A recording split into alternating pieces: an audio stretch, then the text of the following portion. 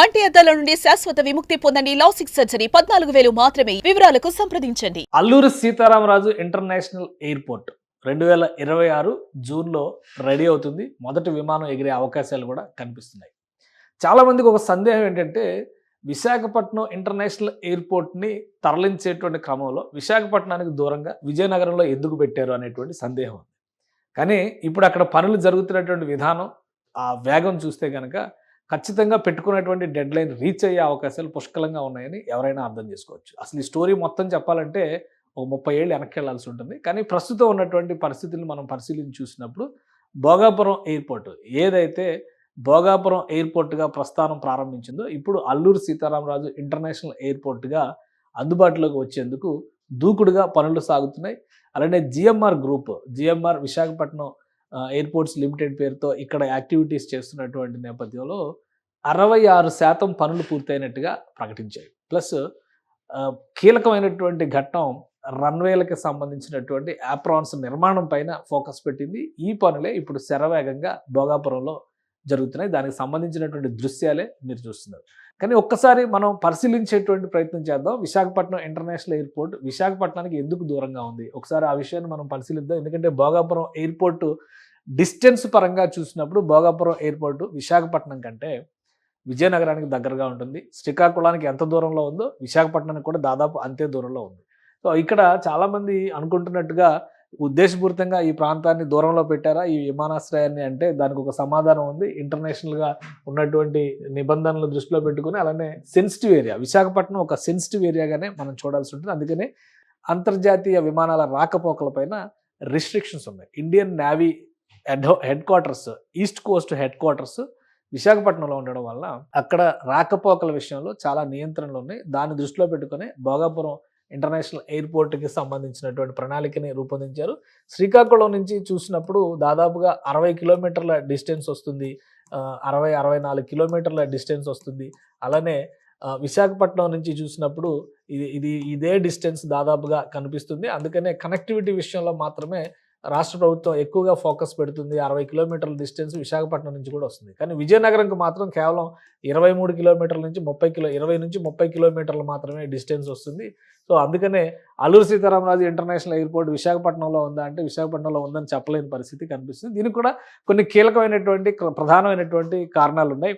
International airports నిర్వహణ విషయంలో రక్షణ అవసరాలు, రక్షణకు సంబంధించినటువంటి అంశాలను దృష్టిలో పెట్టుకుని నియంత్రణలు ఇవ్వాల్సి ఉంటుంది. వాస్తవానికి భోగాపురం ఇంటర్నేషనల్ ఎయిర్పోర్ట్ అనేటువంటి ప్రతిపాదనని 1997లో అప్పుడున్నటువంటి తెలుగుదేశం ప్రభుత్వం చంద్రబాబు నాయుడు హయాంలో ప్రతిపాదన తీసుకొచ్చింది. ఇదే కాదు, సబ్బవరంలో కానీ అచ్యుతాపురంలో కానీ అలా ఒక 3-4 లొకేషన్స్ని స్టడీ చేసిన తర్వాత ఎయిర్పోర్ట్ ఏర్పాటుకు సంబంధించి ఫీజిబిలిటీ పైన అధ్యయనాలు జరిగాయి. కానీ ఇండియన్ నేవీ నుంచి అప్రూవల్ వచ్చిన తర్వాతనే ఈ ఎయిర్పోర్ట్కి సంబంధించినటువంటి ప్రక్రియ ముందుకు వెళ్తుంది అనేటువంటి క్లారిటీ వచ్చింది.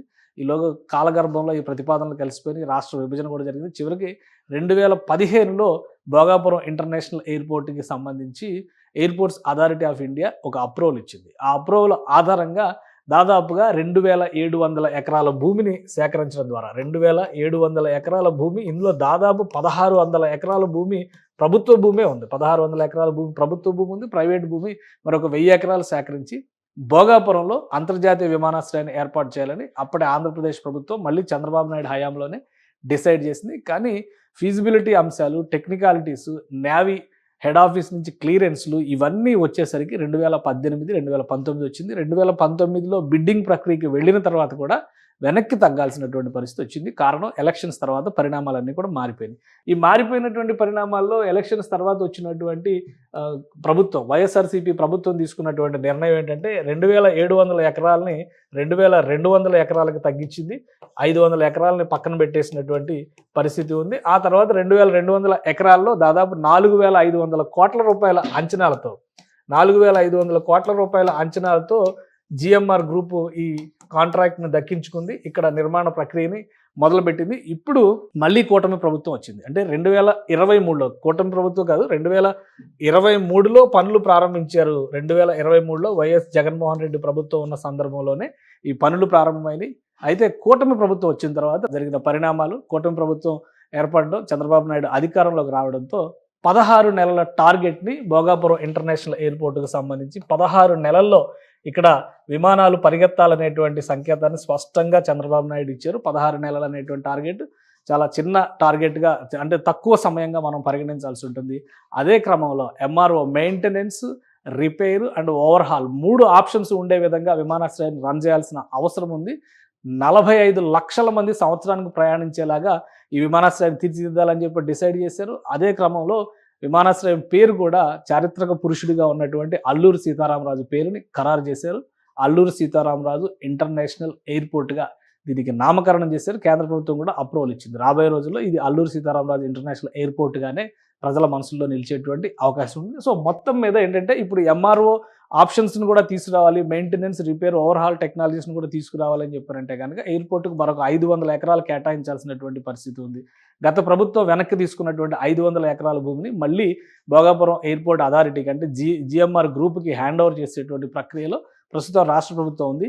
ఈ అంశాన్ని దృష్టిలో పెట్టుకునే శరవేగంగా నిర్మాణ ప్రక్రియ ముందుకు వెళ్తుంది. ఎందుకంటే రన్వేస్ ఇవన్నీ బిల్డప్, అడ్మినిస్ట్రేటివ్ బ్లాక్స్ ఏవైతే ప్రయాణికులకి సంబంధించి ఆగమన నిర్గమన ప్రాంగణాలు ఉంటాయో వాటికి సంబంధించినటువంటి పనులన్నిటికీ కూడా బేసిక్ స్ట్రక్చర్స్ పూర్తయినాయి. కాబట్టి ఇంటీరియర్ వర్క్స్ ఇవన్నీ కూడా కొంత సమయం తీసుకుంటే దానికి తగ్గట్టుగా వైరింగ్ వర్క్స్, ఎలక్ట్రికల్ వర్క్స్ ఇవన్నీ కూడా చేయాల్సి ఉంటుంది. కాబట్టి వాటిపైన ఇంటర్నల్ వర్క్స్ జరుగుతుంది. అందుకనే ఇప్పుడు బయట వర్క్స్ మొదలుపెట్టింది భోగాపురం ఇంటర్నేషనల్ ఎయిర్పోర్ట్కి సంబంధించినటువంటి నిర్మాణ సంస్థ జిఎంఆర్ గ్రూప్. దీంతోపాటు సివిల్ ఏవియేషన్ మినిస్ట్రీ ప్రస్తుతం ప్రాతినిధ్యం వహిస్తున్నటువంటి రామ్మోహన్ నాయుడు ఆంధ్రప్రదేశ్లో ఎయిర్పోర్ట్ల మీద ప్రత్యేకమైనటువంటి ఫోకస్ పెట్టారు. ఆ క్రమంలోనే విజయవాడలో కూడా యాప్రాన్ నిర్మాణానికి సంబంధించినటువంటి యాప్రాన్ మోడర్నైజేషన్కి సంబంధించినటువంటి ఫిజికల్ యాక్టివిటీ మొత్తం కూడా గత 8 నెలల్లో కంప్లీట్ చేశారు.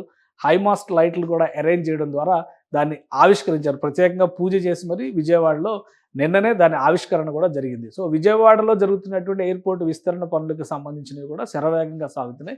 రాబోయేటువంటి రోజుల్లో భోగాపురం ఇంటర్నేషనల్ ఎయిర్పోర్టు అది అందుబాటులోకి తీసుకొచ్చేటువంటి లక్ష్యంతో చూస్తే కనుక 2026 జూన్లో కంపల్సరీ ఇక్కడ నుంచి విమానాన్ని ఎగరేయాలనేటువంటి సంకల్పంతో జిఎంఆర్ గ్రూప్ పనిచేస్తుంది. దీనికి సంబంధించినటువంటి టెక్నికాలిటీస్, అంటే అదనంగా అడిగినటువంటి భూముల్ని కేటాయించడంలో కూడా రాష్ట్ర ప్రభుత్వం చురుగ్గా నిర్ణయాలు తీసుకోవాలని చెప్పి డిసైడ్ చేసింది.